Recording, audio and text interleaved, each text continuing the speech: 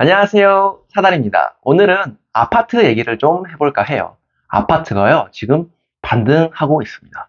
제가 11월 말인가 12월 달인가 아파트가 나중에 데드캣 바운스처럼 반등할 수 있으니 절대 급하게 헐값에 팔지 마셔라 라고 얘기 드렸던 거 기억이 나시나요? 지금 약간 그런 것의 끝이 다가온 것 같아요. 1.3 대책을 기준으로 시장이 다시 회복하고 있어요. 여러 가지 이유가 있는데 취득세가 완화되기도 했고 제일 큰 거는 9억 이하 보금자리론이 풀렸기 때문이에요. 매매가 9억 이하 대출은 5억까지 하면은 되게 저렴한 금리로 시중담보대출 은행 금리보다 훨씬 저렴하게 해주더라고요. 근데 문제는 대상이 무주택자, 1주택자, 그러니까 실수요자들 대상으로 하고 있어요. 근데 어제 서울에 살고 있는 제 친구한테 연락이 왔어요.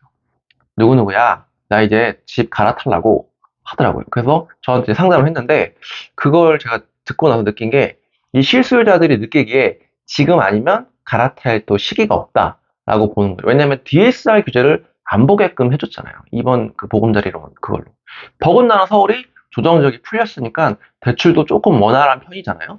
그래서 훨씬 더 지금 갈아타기 좋은 환경이 돼서 시장이 약간 반등하고 있는 게 아닌가. 서울이랑 지방이랑 어떤 연관관계가 있냐라고 하겠지만 어느 자금줄이 꼬인 데에서 풀리기 시작하면 실타래가 풀리듯이 하나씩 풀려서 끝까지 다 풀릴 거라고 보거든요. 제가 갖고 있는 지방광역시 모 아파트에 매수 문의가 오더라고요. 매수 문의가 왔는데 헐값에 사고 싶다라고 연락이 왔어요. 제가 그 가격에는 안 판다고 했어요.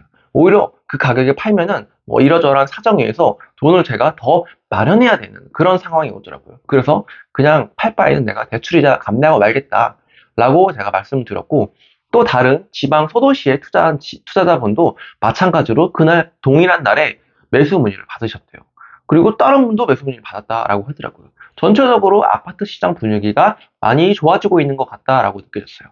굉장히 재밌는 건 그 매도자들도 마찬가지로 그 가격에는 팔 이유가 없다라고 해서 이렇게 매도를 멈추더라고요. 그 말인 즉슨 수요와 공급이 불일치하는 지금 시점이 생긴 거예요. 그러다가 점점 줄다리기를 하다가 어느 순간 그 균형을 찾아갈 거라고 보거든요. 그래서 지금이 그 변곡점에 있는 게 아닌가. 마이너스 40%까지 찍었지만 다시 회복하고 있는 게 아닌가. 그런 생각은 어떤 데이터나 이런 거 없이 제 그냥 느낌으로, 시장에서 느낀 그 느낌으로 전달을 해드립니다. 제가 11월, 12월에 사실 데드캣 바운스를 예견했던 거는 서울의 매도 물량이 줄어들고 있는 점을 되게 굉장히 주목을 했어요. 그러니까 매도자들이 그 밑으로는 팔 이유가 없다라고 생각이 들어서 매물이 줄어들고 있는 게 아니냐. 전세나 월세로 돌리는 게 낫겠다라고 판단을 해서. 그런데 그게 어느 정도 제 피부에 와닿는 순간인 것 같아요. 그러면 이제 궁금점이 생길 거예요. 그러면 지금 아파트를 사야 된다는 건가요? 아니요. 저는 아파트를 지금 팔아야 된다고 생각합니다. 그 이유는 첫 번째는 우리가 꼭지점을 알 수가 없어요. 지난 아파트 상승장에서도 보면은 2008년도에 한번 꼭지를 찍었다가 바닥을 찍었다가 다시 오르거든요. 근데 다시 오르는데 그 두 번째 변곡점이 1년 6개월 만인가 찾아와요. 근데 지금 양도세율이 2년 단위잖아요. 더군다나 개인으로 매수하게 되면은 1년 단위로 팔 수가 없어요.